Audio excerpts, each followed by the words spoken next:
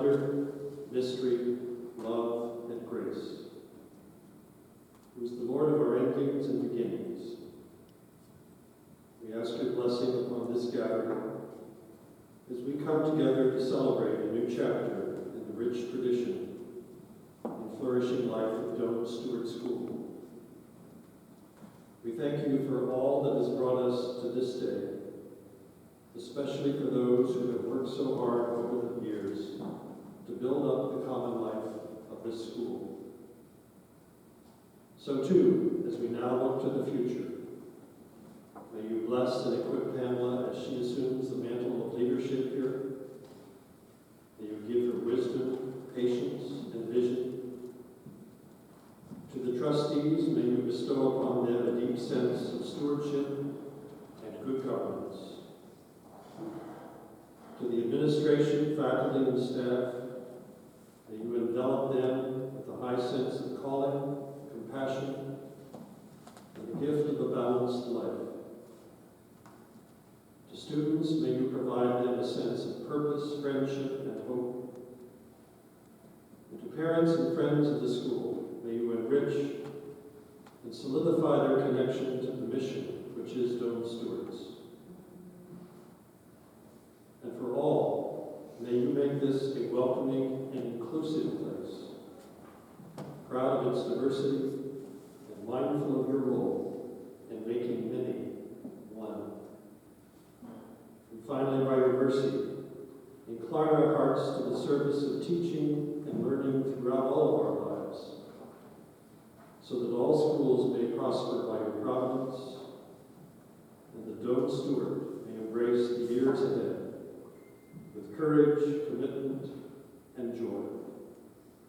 All of this we ask in your name, who blesses us in our goings out and our comings in. Amen.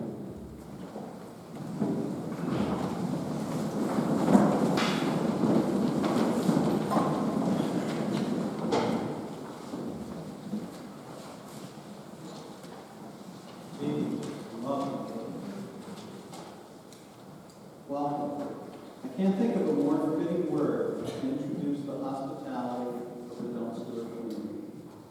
I can't think of a more fitting place than the Golub Interfaith Chapel, a place constructed as a place where people of all faiths would come, feel welcome, and celebrate the bonds of faith and community. I'm Noel Hogan, and as president of the board of trustees of Doane Stewart, it's my pleasure to welcome each of you to this, our ceremony to install Pamela J. Clarke as the head of school at the Doane Stewart School. Welcome and thank you to our students who remind us to have faith in the future. To our faculty and administration who remind us to follow the path to that future. And to our parents who remind us that love of learning is the greatest gift we have to give. A warm welcome to our special guests, the sisters of the Society of the Sacred Heart, who have taught us so much and who, without which we would not be here. The Reverend Heischman, Director of the National Association of Episcopal Schools. Mr. Edgar Masters, former chair of the Master School in Dobbs Ferry. Dr. Michael Thompson, renowned psychologist and author. Ms. Abigail Wiesbenson, former head of school and educational consultant and coach. Jean Beard and Lee Lennon, Pam's sisters, twin sisters. Pam may have something to say about that later. I learned a lot before this. And Lee's husband, John. And most especially Pam's children, Jeannie Clarke, and Henry Clarke from Los Angeles. We hope to be soon in New York. Welcome all. I'd like to introduce Dr. Michael Thompson.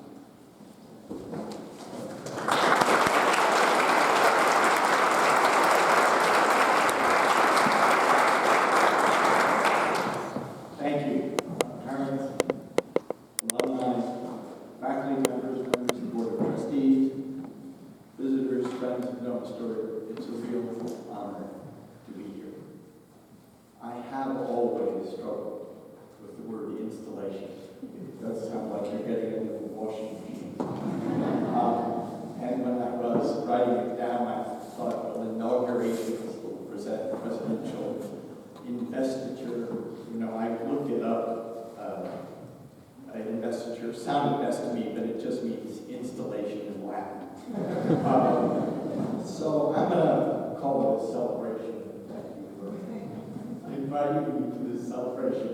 And it means a lot to me. And I hope you'll bear with me just for a moment. A little touring of my boyhood and a different leader before I get back to you. I've been thinking about school leadership since I was a student. I couldn't stop watching the headmaster of my school, watching what he did and trying to figure out what he thought. That made me a serious nerd. And I admit, my parents sent me to a small boarding school, basically just down the road in Dutchess County, New York. At the time, it was a boys' school, Millbrook School for boys, and it was very small, just 135 students. Of course, it still exists. It's larger, it's co-ed, but an excellent school about the size of Dunstable. When I went to Millbrook, the founding headmaster, Edgar, the man who had built the place out of dairy farm was still in charge. He'd been headmaster for 25 years. He was British, he rode horses, he was white-haired, and he was an imposing 6'4" tall. He also had fantastic posture. Perhaps because he had been a young officer in the British Royal Navy during the First World War. After the war, he came to Princeton, married an American woman, and made his life in the States as an educator. He ultimately realized his dream of starting a school modeled on Clarke, where he had served as a young teacher, but one that was gentler, more progressive, perhaps more of a family school. Every Sunday night in my 9th grade year, I sat on the floor of his living room and listened to him read to us from classics that he loved. Sunday night is homesickness night for new students in a boarding school, but it was hard to feel homesick on a Sunday night when the headmaster and his wife fed us cider and glazed donuts after dinner, and he read his deep, sonorous voice. Naturally, of course, my first image of leadership was that of a man, a very tall man with a British accent. The idea that a school could be led by a woman, indeed a somewhat shortish American woman, was not anything I imagined when I was 16 years old. I was being raised in the New York Old Boys Club, and I thought the adult world that I was entering was going to be an extension of that Old Boys Club. Of course, it still is, more than we want to admit. But looking back, I did learn some things about leadership from watching Edgar. He taught me that leadership involves vision, involves an open heart, and it involves bringing out the best in other people. That Mr. Pulling had a vision for his school was a given. He had conceived of it, raised the money for it, and created it. More surprising to me was that it was clear, unmistakably clear, that boys could hurt Mr. Pulling's feelings. When boys lied to him, as boys in trouble are likely to do, it made him angry, but also grieved him. He was clearly in pain when a boy did not live up to his best self. That a tall British man who had fought in wartime was emotionally vulnerable was extremely important for me to see. The third reason I was so focused on Mr. Pulling's leadership was that my favorite teacher at Golub, an inspiring, challenging, and completely outrageous biology teacher, was something of a gift to the school and a thorn in its side. If Mr. Pulling was disciplined, Mr. Trevor was all passion. Mr. Pulling was responsible, Mr. Trevor was a loose cannon, especially when he had been drinking, and he drank quite a bit. If Mr. Pulling was the embodiment of responsibility, Mr. Trevor was a font of creativity, enthusiasm, and imagination, an absolutely gifted teacher who inspired me and many, many other students. However, Mr. Trevor was constantly sticking his thumb in the eye of authority. As an adolescent, I identified with that, and I appreciate it. But in another part of my mind, I wondered why he hadn't gotten fired. Indeed, a few times I saw him do things for which I knew he should have been fired. But Mr. Pulling stuck with it.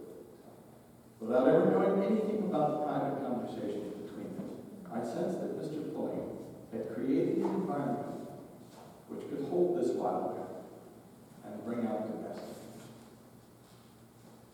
Even though I have known or have had a hand in training over 1,000 heads of school, and Pamela and I did it together at the NIS Institute for New Heads for a number of years. And even though I have written quite a bit about headship over the years, my view of school leadership remains shaped by that first leader that I ever studied. I think the best school heads create an environment which can hold, and I mean that in a psychological sense, inspiring teachers who in their turn can hold children safely while the children explore their own imagination and passions. Let's be honest, schools can be dreary places. We all have memories of schools as drudgery, and what relieves that drudgery is brilliant teaching. I would suggest that it is the leader who sets the tone, who permits school to become a passionate place, who hires and supports brilliant teachers. In Pam Clarke, Dome Stewart has found a visionary leader and a passionate person.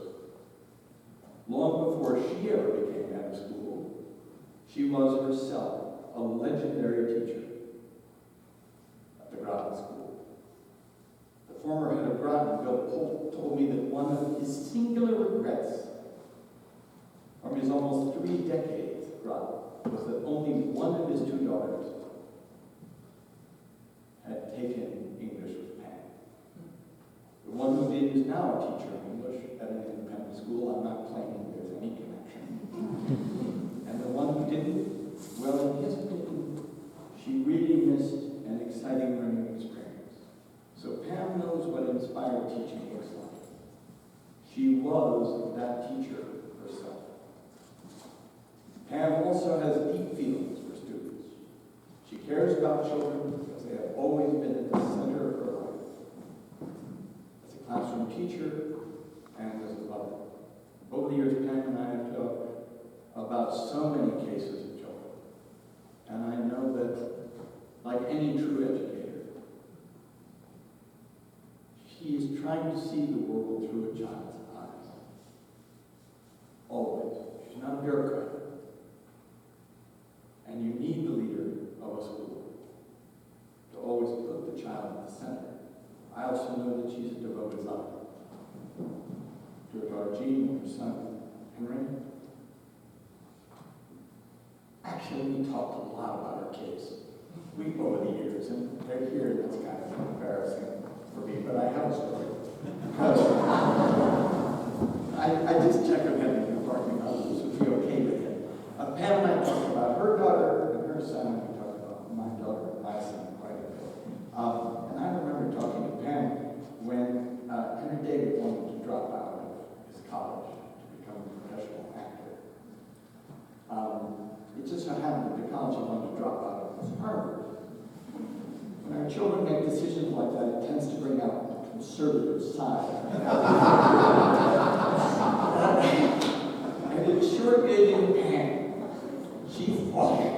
She tried to persuade him to stay and finish his degree before launching into his acting career. He was determined, and it led to some what we might call intense philosophical discussions between them.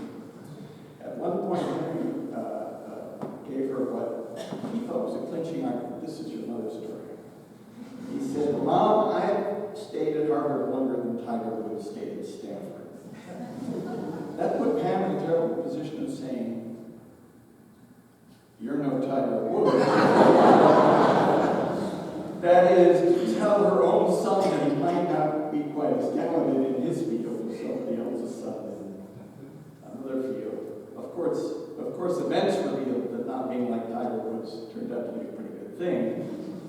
And Henry David, who was every bit as determined as his mother, did drop out of Harvard for several years, only to return eventually and get his degree.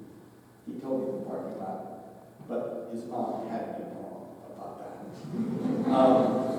On his graduation day, he handed the degree to Pam, saying that she had really earned it, and he was giving it to her, but that he never wanted to see the diploma framed on her wall.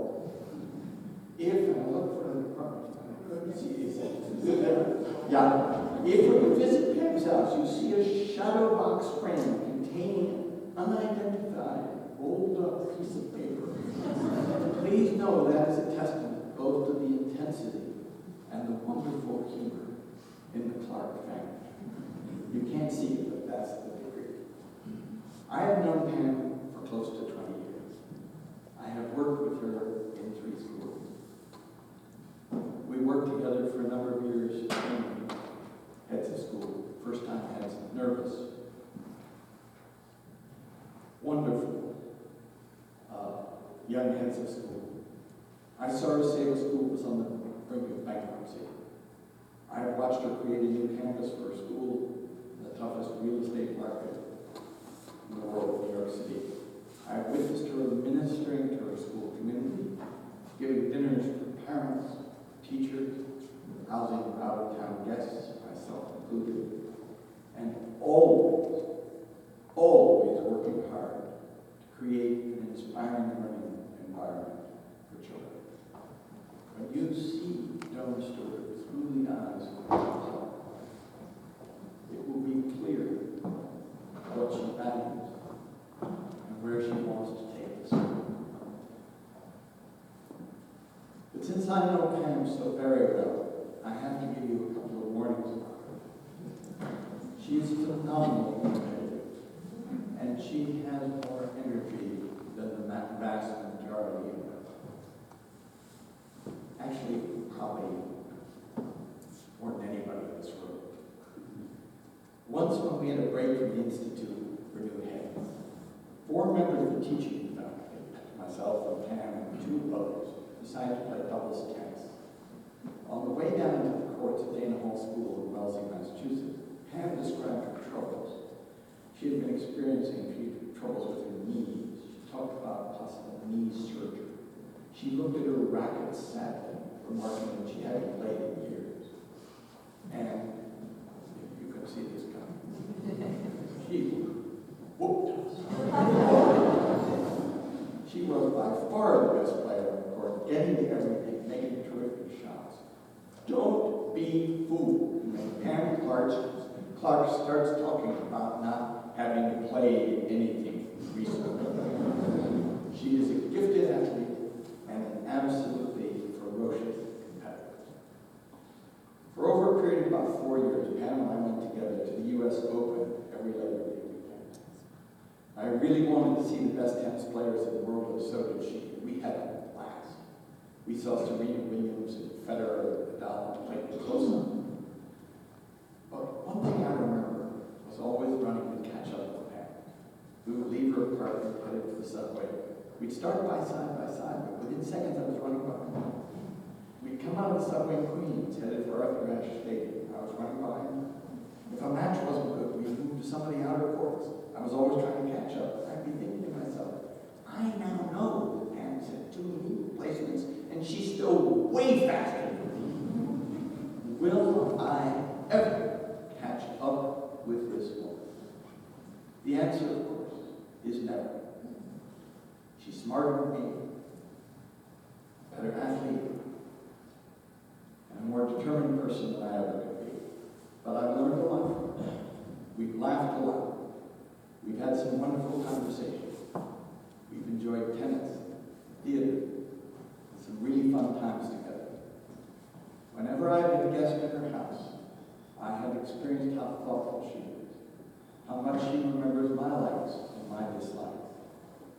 what good care she takes of me. I consider Pam Clarke a great friend. I am happy for the Downstore community. You have a leader with vision, with heart, and a commitment to a passionate learning community. She's going to take good care of you. I hope you all have fun together.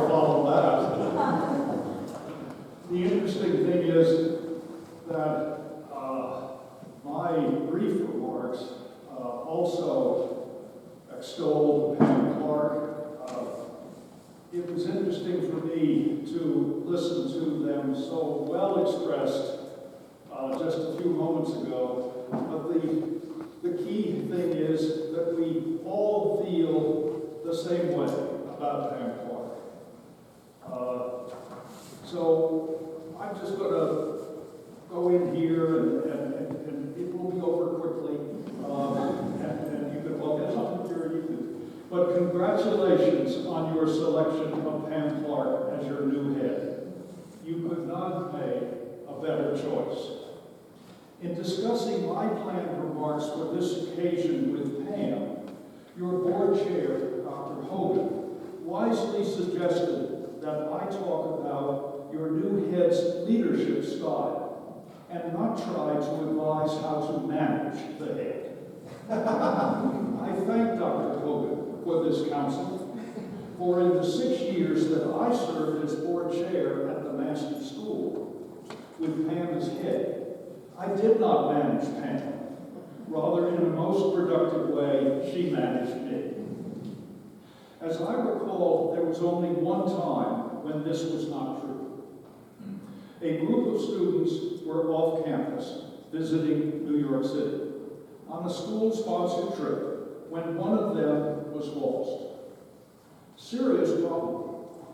The student hailed from overseas. English was a second language.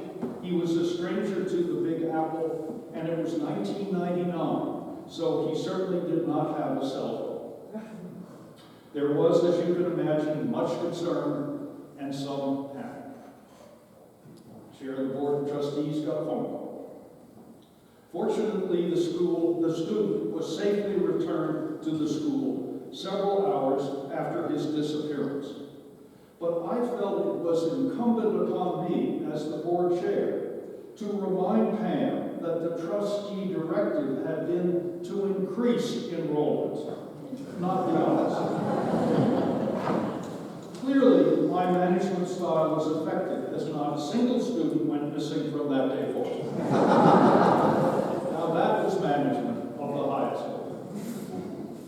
You have hired, I would argue, the best head of school in the country for K through 12 education. Her record for innovation, growth, curricular advancement at her previous schools is there for all to see. Pam arrived at the Master School at a point when enrollment had dropped to 190 students.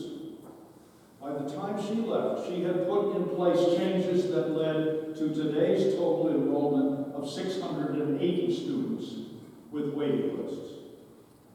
At St. Paul in Minneapolis, she introduced to a conservative educational institution a pedagogy called the Harkness Method, where students sit around an oval-shaped table rather than at the traditional tablet chairs.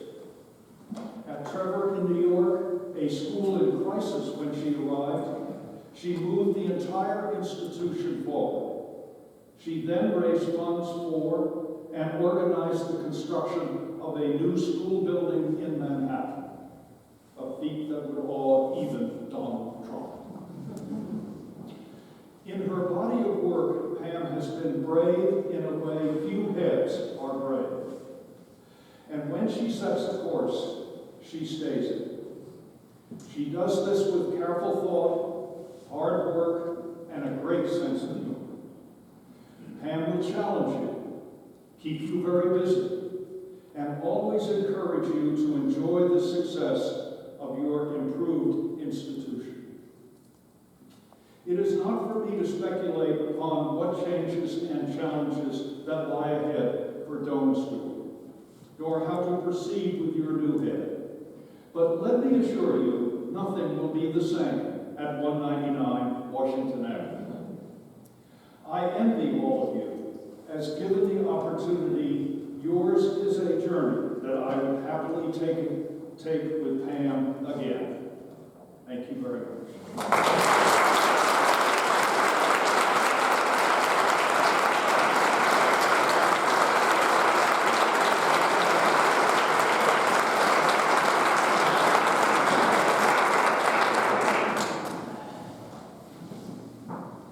I'm told the most important role of the Board of Trustees is the appointment of a Chief Executive Officer.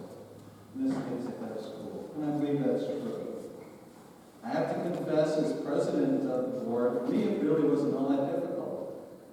You find a couple of good-hearted souls committed to the mission and future of the school, convince them to serve on the search committee, charge them with the task of finding the person who embodies the mission and vision of the school, possesses the wisdom of Solomon, the patience of Job, the moral conviction of Mother Teresa, the business acumen of Bill Gates, and the charisma of Frank Sinatra.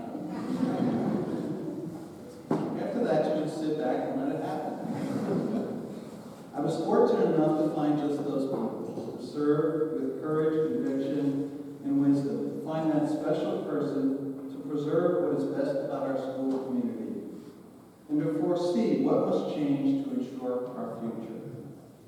I'm forever grateful for the leadership of Dr. Terry Flannery for chairing our search committee, for the tireless efforts of my fellow trustees, Cecily Bullard, Sharon Duker, and Karen Hitchcock, to the members of our faculty, Patty Hodgkinson, Sandy Cassant, and John Foster, and to Peter Lotzian, as chair of our Parents' Council, for accomplishing this difficult task. The role of the head of school is a difficult one, which requires a person to keep one foot firmly rooted in the present, or more recently, right smack dab in the middle of our soccer field, to address the current needs of the school, and is firmly anchored in a not always clear future, to ensure the ongoing relevance and success of the school. It requires a person with confidence in all aspects of managing the affairs of the school, effectively and efficiently, while providing the leadership to create the change necessary for the school to continue educating students in a rapidly changing world. I'm pleased to announce that, led by members of our search committee, and with the full support of the Board of Trustees, we found such a person in Pam Clarke. As you've just heard, Pam comes to us having excelled in her studies at the Shipley School in Bryn Mawr, having attained degrees from Vassar, Yale, and Harvard. If you look at Pam's career, what you'll see is an unbroken chain of success and leadership, having served at Groton, the Master's School, St. Paul Academy, and Summit School, and most recently at Trevor Day. Her list of accomplishments reveals a woman uniquely qualified to oversee the affairs of our school, and a woman who throughout her career has tirelessly worked to redefine and raise the expectations of what a school community can achieve together. And I'd like to join me up here, and Terry, would you join me?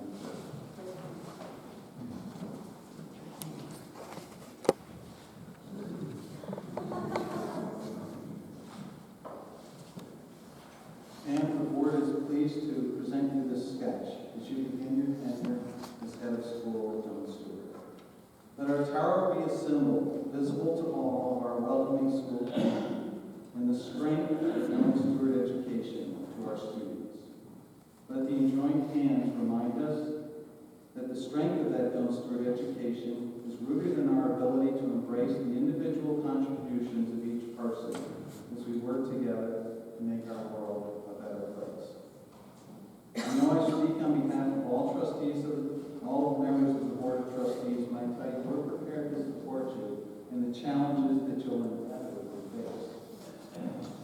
excited to work with you in ensuring that Dome Stewart continues its unique and valued legacy of service to our region. And welcome.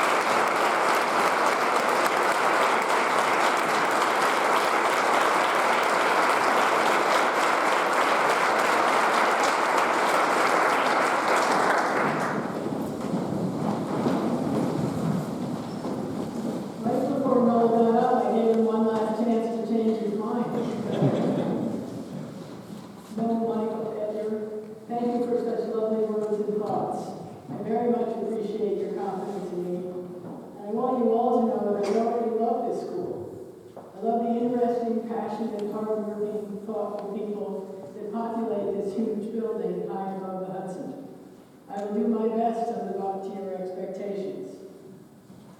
Many of you have asked me what my vision for Dome Stewart is. I've been here a couple of weeks. I imagine some of you are worried that there might be too much change. And some are probably worried that there will not be enough. This I know. The vision for our future is not mine alone. We have many constituencies. We have alumni of 3 schools, St. Agnes, Kenwood, and Dome Stewart. We have parents. We have a great board. We have a fabulous bunch of students. And very, very importantly, great faculty and administration. While the Board of Trustees makes many of the ultimate decisions, the input for those decisions comes from within the school, comes from the many voices that love Dome Stewart. It comes from the family that we have, and I am honored to join that family. I think I'm the luckiest person in the room. I have attended 12 different schools or colleges and worked at 10 different schools. So Dome Stewart is my 23rd school.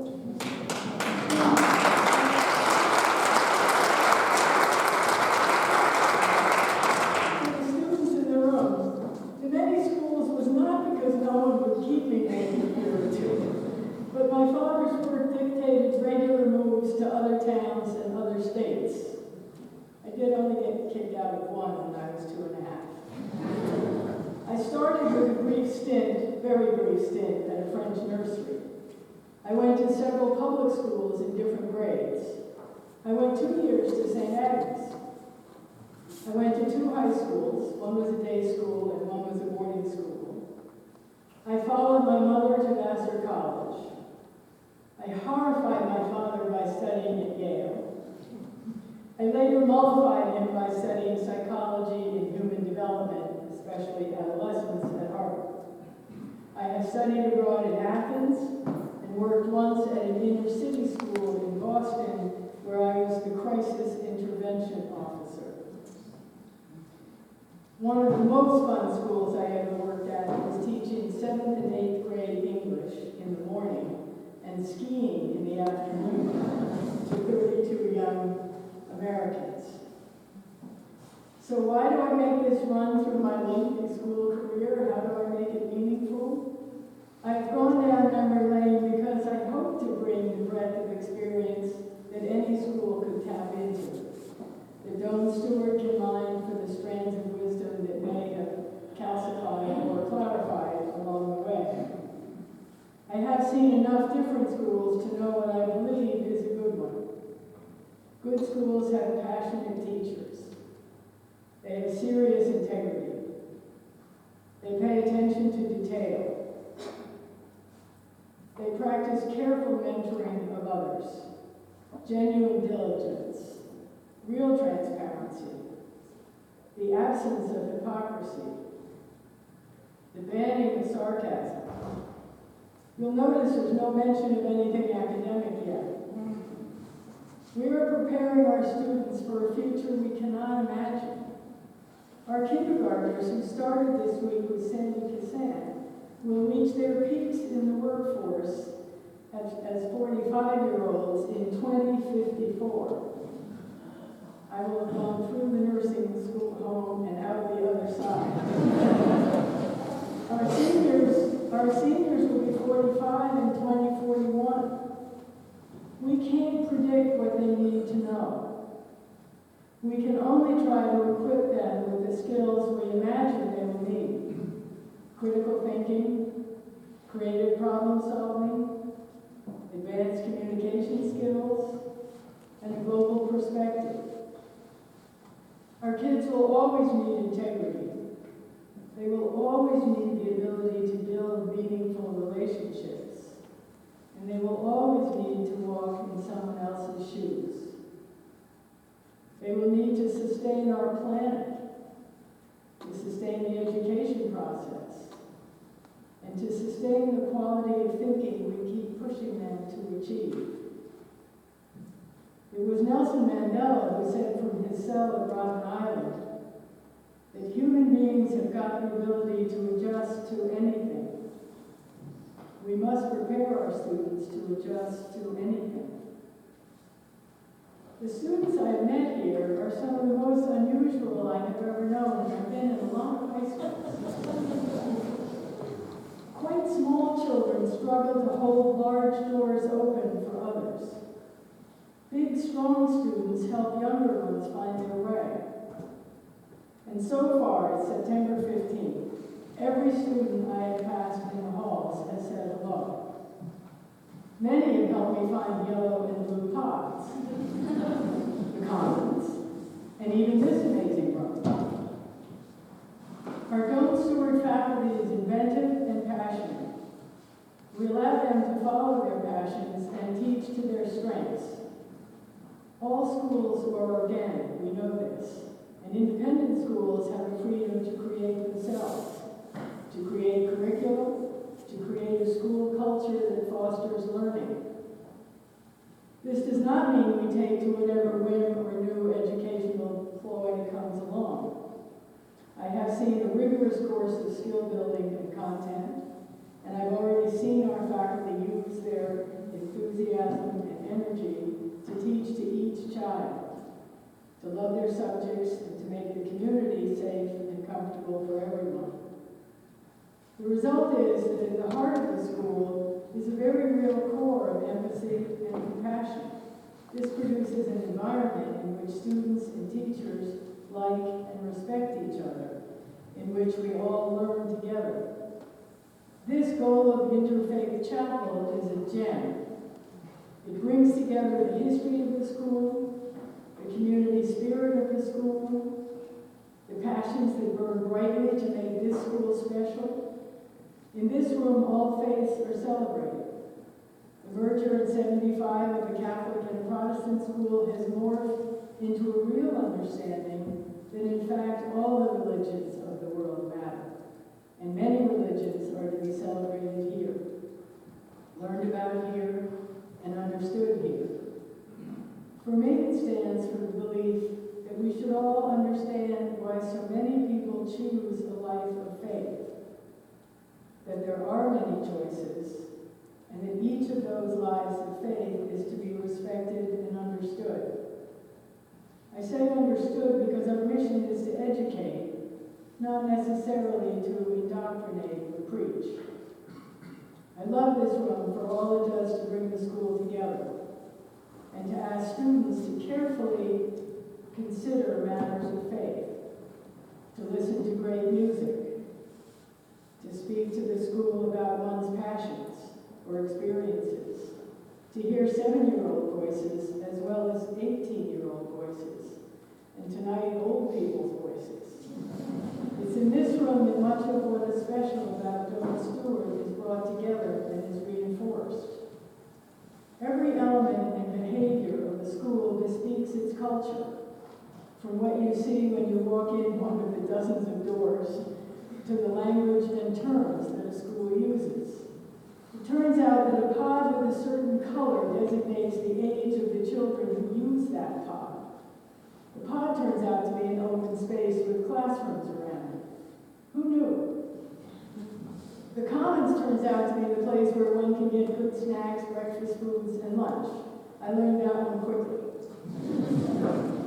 If you can find a gym, it is indeed a gym. However, to find a St. Agnes entrance, you first have to know who she is and why an entrance to Dome Stewart is called St. Agnes.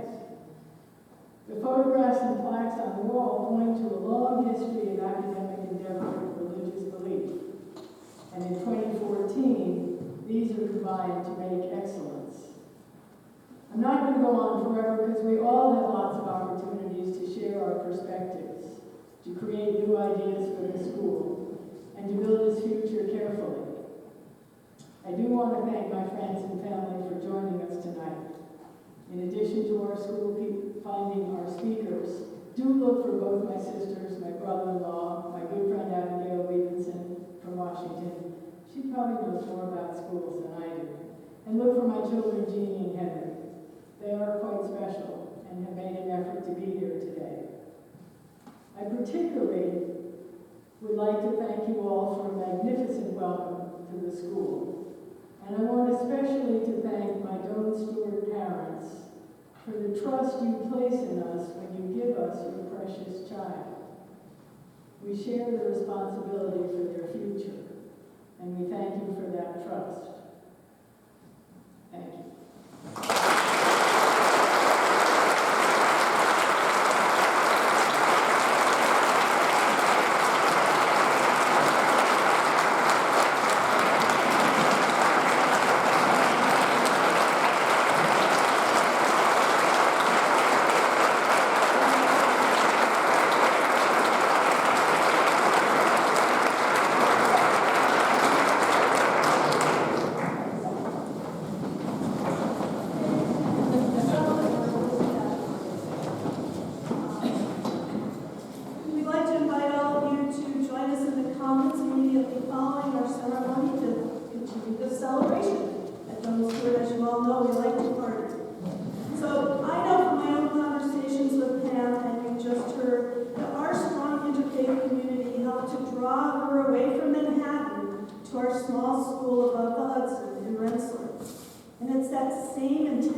Interfaith community founded by courageous and visionary leaders 40 years ago that's drawn so many of us and held so many of us near over many, many years.